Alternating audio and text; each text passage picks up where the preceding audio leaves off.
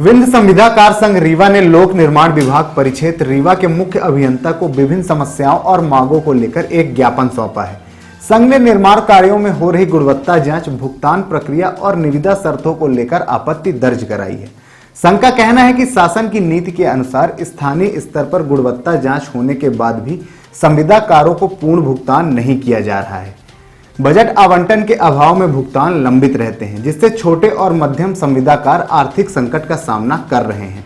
वहीं गुणवत्ता परीक्षण के बाद भोपाल से गठित टीम द्वारा पुनः उसी स्तर की जांच कर संविदाकारों की उत्पीड़न का प्रयास बताते हुए संघ ने इस प्रक्रिया पर रोक लगाने की मांग की है।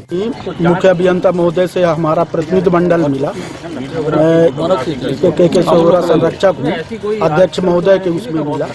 सी साहब जब से आए हैं तो ये काम कर रहे हैं और अभी थोड़े कारण थोड़ा लेट हुए हैं, पर आगे हमारे सभी कामों का आश्वासन दे रहे हैं। जो हम लोगों के मेन मुद्दे हैं वो टेंडर क्लाज के लेके हैं कि जो हमारे छोटे ठेकेदार भाई हैं उनको टेंडर डालने को नहीं मिलेगा। 5 करोड़ 2 करोड़ में इन्होंने वो कर दिया है, कंडीशन डाल दिया है, जिसके कारण मशीनरी और इसका कर रहा है, उसका हम लोग विरोध कर रहे हैं। सी साहब द्वारा आश्वासन दिया गया कि हम इनका निराकरण करेंगे, निराकरण यहाँ होगा और निराकरण कर यहाँ से नहीं होता फिर हम लोग आगे कार्रवाई करेंगे। मुख्यमंत्री से, माननीय पीडब्ल्यूडी मंत्री से, सभी से मिलेंगे। पर अभी हमारा चीफ इंजीनियर महोदय से जो वार्ता हुई और उन्होंने बोला कि हम इनको प्राथमिकता के आधार पर सुलह कराएंगे, इनको सुलह कराएंगे। तो अभी हम उन्हीं के विश्वास में अभी आज ये ज्ञापन दे रहे हैं।